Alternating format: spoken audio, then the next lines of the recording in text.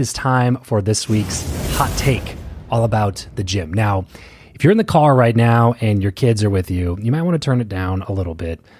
You know what? Or just let them listen. You know, they got to find out about the world eventually, right? So this week, I got a little heated. I did, because when I go to the gym, I have this routine. I walk in the locker room and I take out the clothes that I'm going to change into at the end. I put them in the locker, grab my headphones out, put my headphones in, put my gym bag in the locker, leave, go work out. Usually like stretch for a little bit. I warm up either on the treadmill or I play some basketball, and then I lift weights. I come back, I'd maybe do some light stretching at the end, and then come back to the locker room. And when I get back to the locker room, I actually really enjoy this time because I don't just shower. I go do a steam room session. And the steam room is fantastic for so many reasons, actually a lot of different health benefits that come from it. But it also is a really great just mental health practice for me. I like to sit in the steam room. I'm not listening to anything. I'm not doing anything other than being with my thoughts and sweating out everything that's bad in my body, essentially. And really, it's a hack to lose weight too. So there's that. And this time, I was in the locker room, and I had one of those like, "Am I crazy?" moments. You know what I'm talking about? Like when another season of Grey's Anatomy gets announced, and you're like, "Okay, am I crazy, or should this have ended when I was in high school, or at least should have ended when the person for whom the show is named leaves the show?" Anyway, Grey's Anatomy gets me heated. Well, yeah. I had one of those moments. So I'm in the locker room, finished my workout, and I was getting to the part of my routine where I was going to change to go sit in the steam room. So I get to my locker, and there's a dude that's like one or two lockers away from me, which is, you know, typically how it works. Except this dude was naked. Now, there's a lot of naked dudes in the locker room. It's a locker room. That's how it works. But I swear some of them like to push the limits of how long one person should be naked in the locker room. And this guy was one of those people. I grabbed my stuff. I hit the steam room for like 15 to 20 minutes, took a shower, came back to the locker, and this dude was still naked. It wouldn't have even been as big of a deal if he was like further away from me or made any attempt to conceal his junk from being in my face. But I had to bend down so that I could change into regular shoes.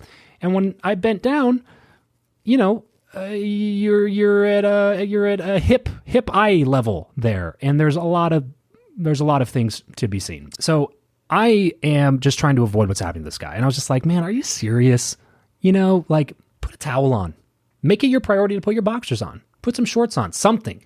Like this other guy the other day, he came out of the sauna all sweaty and gross, and he just sits his bare naked ass on the bench right in front of my locker. No towel, no nothing, just a big pile of sweat on the bench. And then he gets up and leaves. Like he didn't do anything. Bro, what are you doing?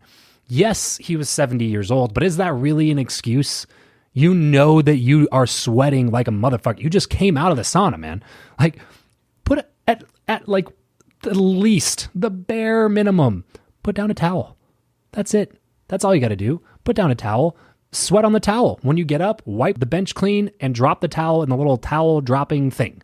That's it. That's all you got to do. So then this other guy, it was even worse. This bigger dude. And when I say bigger, I'm not talking about muscle. Okay. I'm talking about the guy that goes to the gym and never touches a weight or does anything on the treadmill or anything. And he just goes directly to the steam room and the sauna and the spa and like uses the pool and the hot tub and never touches anything in the gym for purposes of getting in shape. This is one of those guys. I have never seen this man do anything except for just be naked in the locker room.